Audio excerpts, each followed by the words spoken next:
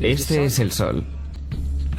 Hace unos 10.000 años antes de Cristo, la historia abunda de grabados y escrituras reflejando el respeto de los pueblos y la adoración por este objeto.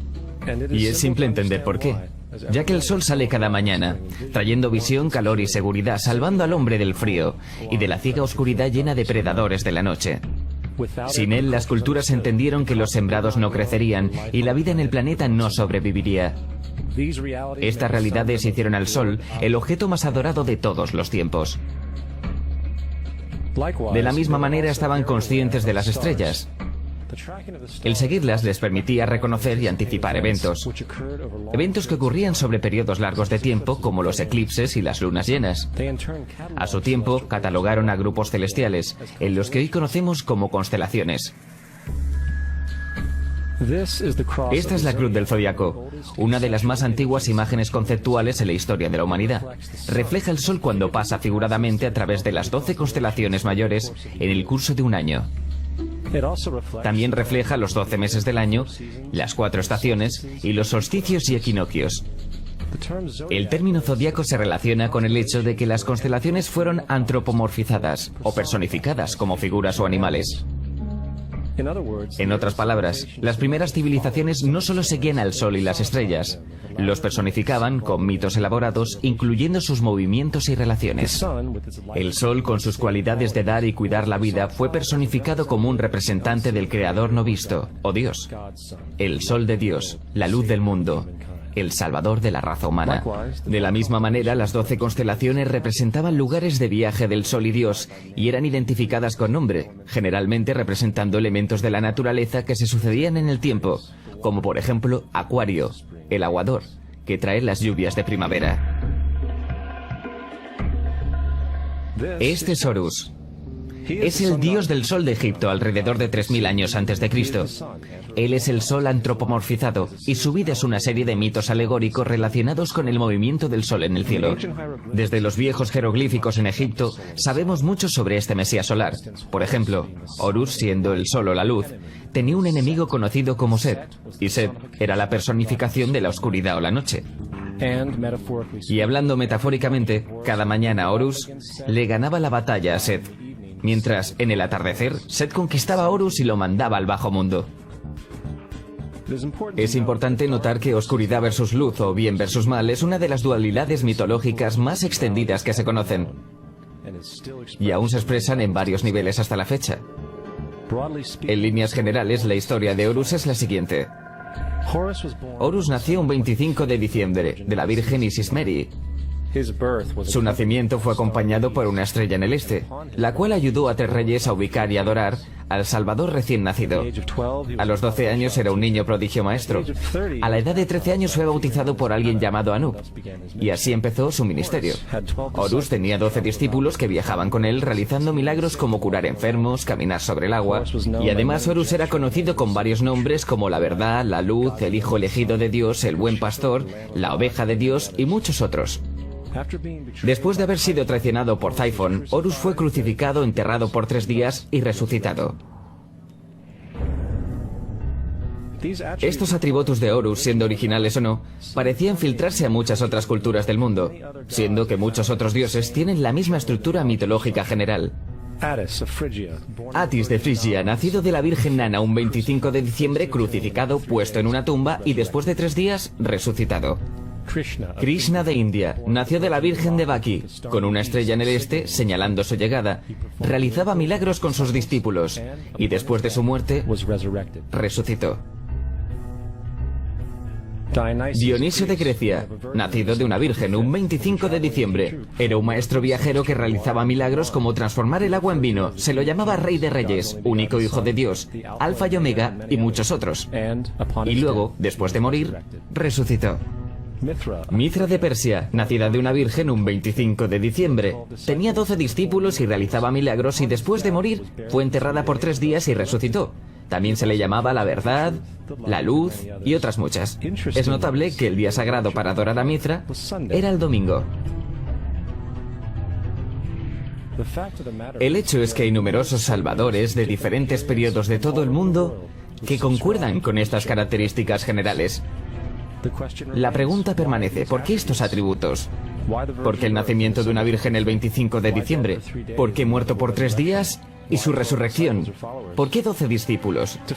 Para saber más, examinemos el más reciente de los Mesías solares. Y lo haremos muy rápidamente. Jesucristo nació de la Virgen María un 25 de diciembre en Belén. Su nacimiento fue anunciado por una estrella del este, la cual 3 reyes siguieron para ubicar y adorar a su nuevo Salvador. Fue maestro a los 12 años. A los 30 fue bautizado por Juan el Bautista y ahí comenzó su ministerio. Jesús tenía 12 discípulos que viajaban con él y realizaban milagros como curar a enfermos, caminar sobre el agua, levantar muertos. También era conocido como Rey de Reyes, el Hijo de Dios, la Luz del Mundo, Alfa y Omega, la Oveja de Dios y muchos otros. Después de ser traicionado por Judas y vendido por 30 piezas de plata, fue crucificado, puesto en una tumba y después de 3 días resucitó y ascendió al cielo.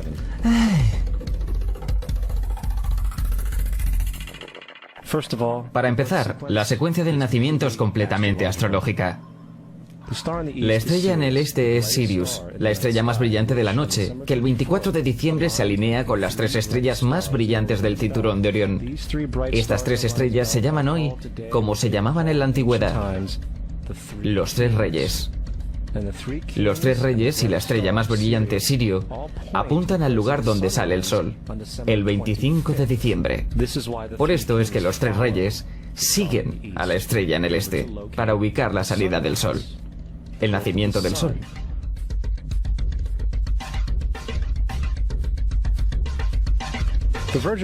La Virgen María es la constelación de Virgo, también conocida como la Virgen. Virgo en latín significa virgen. Virgo también es referido como la casa de pan. Y la representación de Virgo es una virgen sosteniendo un puñado de trigo. Este casa de pan y su símbolo de trigo representan agosto y septiembre, la fecha de la cosecha. Belén, de hecho, se traduce literalmente como casa de pan. Belén es entonces una referencia a la constelación de Virgo, un lugar en el cielo, no en la tierra. Hay otro fenómeno muy interesante que ocurre el 25 de diciembre, o el solsticio de invierno. Desde el solsticio de verano al solsticio de invierno, los días se hacen más cortos y fríos. Desde la perspectiva del hemisferio norte, el sol parece moverse hacia el sur, haciéndose más pequeño y escaso. El acortamiento de los días y la caducidad de las plantaciones, cuando se acercaba el solsticio de invierno, simbolizaba el proceso de la muerte para los antiguos. Era la muerte del sol. Hacia el 22 de diciembre la desaparición del Sol era un hecho.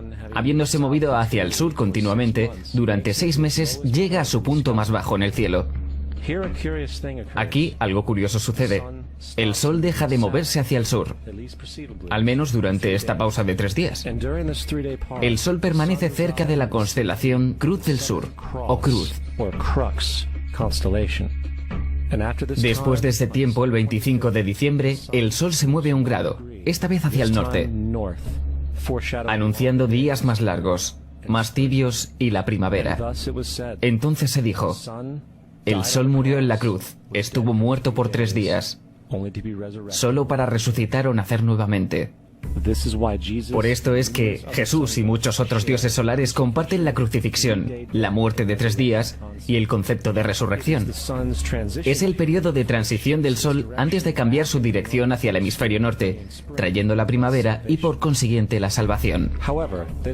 Sin embargo, no celebraban la resurrección del Sol hasta el equinoccio de primavera o Pascuas. Esto se debe a que en el equinoccio el Sol oficialmente vence a la malvada oscuridad, cuando los días se hacen más largos que las noches y las condiciones revitalizantes de la primavera aparecen. Ahora, probablemente, el más obvio de todos los simbolismos astrológicos alrededor de Jesús sean los 12 apóstoles. Son simplemente 12 constelaciones del zodiaco, a través de las cuales Jesús, siendo el Sol, viaja. De hecho, el número 12 se ve en toda la Biblia.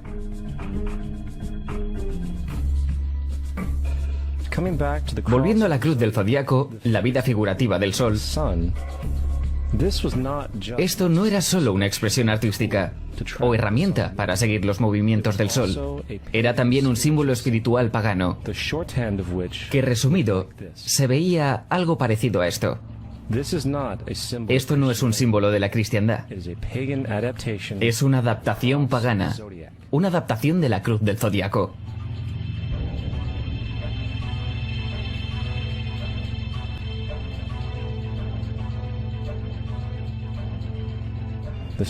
Es por eso que Jesús en las primeras artes secretas se mostraba con su cabeza sobre la cruz, debido a que Jesús es el sol.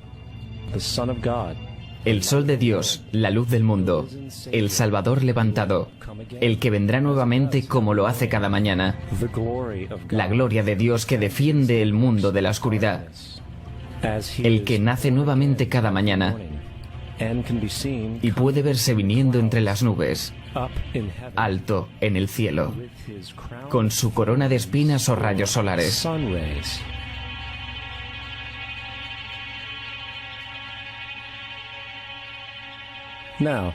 Ahora, de las varias metáforas astrológicas astronómicas en la Biblia, una de las más importantes tiene que ver con las eras. Por todas partes en el escrito hay numerosas referencias a la era. Para entender esto necesitamos estar familiarizados con el fenómeno conocido como procesión de los equinoccios. Los antiguos egipcios, así como culturas anteriores a ellos, reconocían que cada aproximadamente 2150 años, el amanecer en la mañana del equinoccio de primavera ocurría en un siglo diferente del zodiaco. Esto tiene que ver con el lento movimiento angular que la Tierra mantiene mientras rota sobre su eje. Es llamado procesión porque las constelaciones van hacia atrás de forma opuesta al ciclo anual normal. El tiempo que tarda la procesión en pasar por los 12 signos es aproximadamente 25.765 años. Esto es llamado el Gran Año, y las sociedades antiguas eran muy conscientes de esto. Ellos llamaban al periodo de 2150 años una era. De 4300 a.C. a 2150 a.C. fue la era de Tauro, el toro. De 2150 a.C. a 1 después de Cristo fue la era de Aries, el carnero. Y 1 después de Cristo a 2150 después de Cristo es la era de hoy, Piscis. Alrededor de 2150 entraremos en la nueva era, la era de Acuario. La Biblia refleja en líneas generales un movimiento simbólico a través de 3 eras mientras anuncia una cuarta. En el Viejo Testamento, cuando Moisés baja del monte Sinai con los 10 mandamientos, él se enfada al ver a su gente venerando un becerro de oro. De hecho, destroza las placas de piedra y obliga a su gente a matarse entre sí para purificarse. La mayoría de los especialistas bíblicos atribuyen esta ira al hecho de que los israelitas están venerando un ídolo falso, o algo por el estilo. La realidad es que el toro dorado es Tauro el toro, y Moisés refleja la nueva era de Aries el carnero. Es por eso que los judíos aún soplan del cuerno del carnero. Moisés representa la nueva era de Aries, y en la nueva era, todos deben dejar la vieja era. Otros dioses también marcan estas transiciones como Mitra, un dios precristiano que mata al toro simbolizando lo mismo. Jesús es la figura que acompaña a la era que sigue Aries, la era de Piscis o de los 2 peces. El simbolismo del pez abunda en el Nuevo Testamento. Jesús alimenta a 5.000 personas con pan y 2 peces. Cuando él comienza su ministerio caminando en Galilea, se hace amigo de 2 pescadores que lo siguen. Y creo que todos hemos visto el pez de Jesús detrás de los autos. Pocos saben qué significa realmente. Es un símbolo astrológico pagano del reino del sol, durante la era de Piscis. También el supuesto nacimiento de Jesús es esencialmente el principio de esta era. En Lucas 22:10, cuando a Jesús le preguntaron sus discípulos dónde serían las próximas Pascuas cuando él se hubiera ido, Jesús contestó: cuando entren a la ciudad contemplen, ahí encontrarán a un hombre. Él sostendrá un cántaro. Síganlo a la casa donde entre. Este escrito es uno de los más reveladores de todas las referencias astrológicas. El hombre llevando el cántaro de agua es Acuario, el aguador, que siempre está dibujado como un hombre echando agua desde un cántaro. Él representa la era que sigue a Piscis. Y cuando el sol deje la era de Piscis, irá a la casa de Acuario, ya que Acuario sigue a Piscis en la precesión de los equinoccios. Todo lo que Jesús está diciendo es que después de la era de Piscis, vendrá la era de Acuario. Ahora, todos hemos escuchado acerca del final del tiempo y el final del mundo. Aparte de la representación caricaturesca del libro de las Revelaciones, la fuente principal de esta idea viene de Mateo 28:20, donde Jesús dice: estaré contigo hasta el fin del mundo. Sin embargo, en la versión del Rey James, mundo es una mala traducción, entre otras muchas malas traducciones. La verdadera palabra usada es aeón, que significa era. Estaré contigo hasta el fin de la era. Lo cual es cierto, ya que la personificación cristiana solar de Jesús terminará cuando el sol entre en la era de Acuario. Todo el concepto del fin del tiempo y del fin del mundo es una alegoría astrológica mal interpretada. Digámosle eso ahora a alrededor de 100 millones de personas solo en América que creen que el fin del mundo se acerca. Más aún, el personaje de Jesús como híbrido literario y astrológico es más explícitamente un plagio del dios del sol egipcio Horus. Por ejemplo, inscrito hace alrededor de 3500 años en las paredes del templo de Luxor en Egipto hay imágenes de la anunciación de la concepción de Inmaculada, el nacimiento y la adoración de Horus. Las imágenes comienzan con Tau, anunciando a la Virgen Isis que concebirá a Horus. Luego Nef, el Espíritu Santo, impregna a la Virgen. Y después el alumbramiento y la adoración. Esta es exactamente la historia de la concepción milagrosa de Jesús. De hecho, las similitudes literales entre la religión egipcia y la religión cristiana son asombrosas.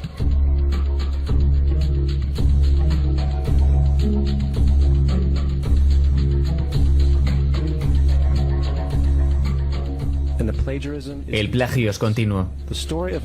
La historia de Noé y el arca de Noé está tomada directamente de la tradición. El concepto de la gran inundación es común a través del mundo antiguo, con más de 200 declaraciones diferentes citadas en distintos periodos y etapas. Sin embargo, no se necesita demasiado para encontrar una fuente precristiana en la épica de Gilgamesh, escrita en 2600 a.C. Esta historia habla de una gran inundación mandada por Dios, un arca que salvó animales, e incluso el envío y retorno de una paloma, todos comunes con la historia bíblica, junto con muchas otras similitudes. Y también la historia plagiada de Moisés. Cuando Moisés nació, se dijo que fue puesto en un canasto y dejado flotando en un río. Todo eso para evitar el infanticidio. Más tarde fue rescatado por una hija de la realeza y criado por ella como un príncipe. Esta historia de un bebé en un canasto fue copiada directamente del mito de Sargón de Akkad, alrededor de 2250 a.C. Sargón nació, fue puesto en un canasto para evitar el infanticidio y fue dejado flotando en un río. Él fue rescatado y criado por Aquí, una comadrona real. Aún más, Moisés es conocido como el dador de leyes, el dador de los 10 mandamientos, la ley de las tablas. Sin embargo, la idea de una ley que es pasada de Dios a un profeta en una montaña es también un tópico muy viejo. Moisés es solo un dador de leyes, dentro de una larga lista de dadores de leyes de la historia mitológica. En India Manú es el gran dador de leyes. En Creta Minos ascendió al monte Dicta, donde Zeus le dio las leyes sagradas. Mientras que en Egipto estuvo Mises, que llevó las placas de piedra donde se escribieron las leyes de Dios.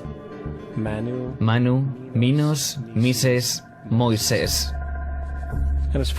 Y en cuanto a los 10 mandamientos, fueron sacados completamente del encanto 125 del libro de los muertos egipcios. Lo que el libro de los muertos rezaba: no he robado, se convirtió en no robarás. No he matado, se convirtió en no matarás. No he mentido, se convirtió en no levantarás falso testimonio, y así sucesivamente. De hecho, la religión egipcia es probablemente la primera base fundacional para la teología judeocristiana. Bautismo, vida después de la muerte, juicio final, nacimiento por virgen y resurrección, crucifixión, el arca de la alianza, circuncisión, salvadores, sagrada comunión, el diluvio, Pascua cristiana, Navidad, Pascua judía y muchas más. Son todo atributos de ideas egipcias creadas mucho antes que el cristianismo y el judaísmo. Justino Mártir, uno de los primeros historiadores cristianos y defensores, escribió: cuando decimos que Jesucristo, nuestro Maestro, fue concebido sin unión sexual, fue crucificado y muerto y resucitó y ascendió al cielo, no proponemos nada distinto de lo que crees con respecto a lo que estimamos sobre los hijos de Júpiter. En otro escrito, Justino Mártir dijo: Él nació de una virgen. Acepta esto. Junto con lo que crees de Perseo. Es obvio que Justino y otros cristianos antiguos sabían cuán similar era la cristiandad respecto a las religiones paganas. Sin embargo, Justino tuvo una solución. Según él, el diablo lo hizo. El diablo tuvo la previsión de venir antes que Cristo y crear estas características en el mundo pagano. Cristiandad fundamentalista fascinante. ¿Esta gente realmente cree que el mundo tiene 12.000 años? Realmente le pregunté a uno de estos tipos, ok, ¿y los fósiles de dinosaurios? Me contestó, ¿fósiles de dinosaurios? Dios los puso ahí para probar nuestra fe.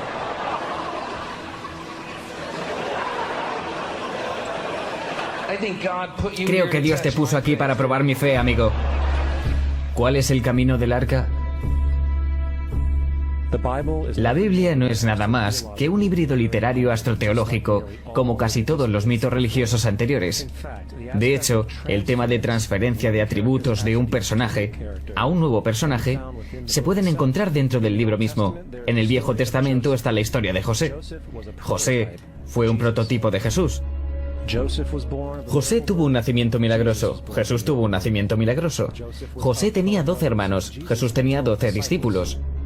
José fue vendido por 20 piezas de plata. Jesús fue vendido por 30 piezas de plata. El hermano Judas sugirió la venta de José. El discípulo Judas sugirió la venta de Jesús. José comenzó su trabajo a la edad de 30 años. Jesús comenzó su trabajo a los 30 años. Los paralelismos siguen y siguen. Es más, ¿hay alguna referencia histórica no bíblica de alguna persona viviendo con el nombre Jesús, el hijo de María, que viajaba con 12 seguidores curando gente y demás? Hay numerosos historiadores que vivieron en alrededores del Mediterráneo durante o después de la supuesta vida de Jesús. ¿Cuántos historiadores documentan esta figura? Ninguno. Sin embargo, para ser justos no significa que defensores del Jesús histórico no hayan sostenido lo contrario. 4 historiadores son citados típicamente para justificar su existencia. Plinio el Joven, Sustenius y Tácito son los primeros 3. Cada una de sus citas consisten solo en unas pocas oraciones. Y solo se refieren al Christius o al Cristo, que de hecho no es un nombre, sino un título. Significa el elegido. La cuarta fuente es Josephus, y ha sido probada ser una falsificación hace cientos de años. Tristemente, aún hoy es citada como cierta. Es de suponer que un tipo que se levantó entre los muertos y ascendió al cielo delante de todo el mundo y realizó la cantidad de milagros que se le atribuyen, hubiera permanecido en el registro histórico. No lo hizo porque una vez que la evidencia es sopesada, hay una probabilidad muy alta que la figura conocida como Jesús no haya existido nunca. La religión cristiana es una parodia sobre la adoración al sol, en la cual pusieron a un hombre llamado Cristo en lugar del sol, y lo adoran como originalmente adoraron al sol. Thomas Paine. No queremos ser crueles, pero queremos ser objetivos. No queremos causar sentimientos dolorosos, pero queremos ser académicamente correctos en lo que entendemos y que sabemos que es cierto. La cristiandad no está basada en verdades. Encontramos que la cristiandad fue de hecho nada más que una historia romana, desarrollada políticamente.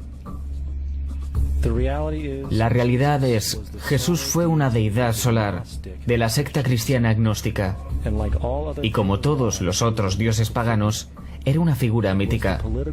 Fue el sistema político que buscó crear la figura de Jesús para tener control social.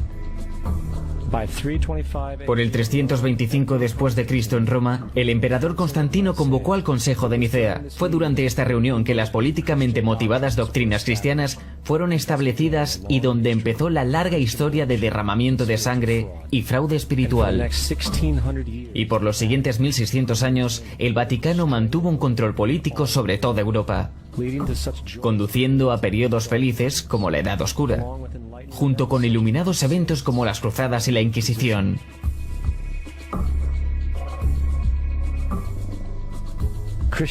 La cristiandad, junto con todos los otros sistemas de creencias teístas, es el fraude de la era. Sirve para separar a las especies del mundo natural y de la misma manera de los demás. Apoya la ciega sumisión a la autoridad. Reduce la responsabilidad humana al hecho de que Dios controla todo.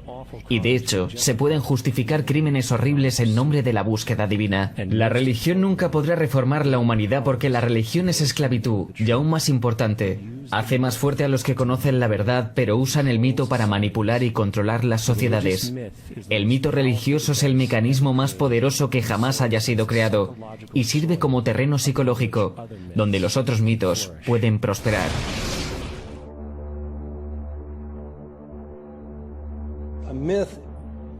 Un mito es una idea que, aun siendo popularmente creída, es falsa. En un sentido más profundo, en el sentido religioso, el mito sirve como una historia que orienta y conmueve a la gente. El foco del mito no es la relación de la historia con la realidad, sino con su función. Una historia no puede funcionar a menos que sea creída como cierta, por la comunidad o por la nación. No es tema de debate que algunos tengan el mal gusto de cuestionar la veracidad de tal historia sagrada. Los cuidadores de la fe no entran en debate con ellos. Ellos los ignoran o denuncian como blasfemos.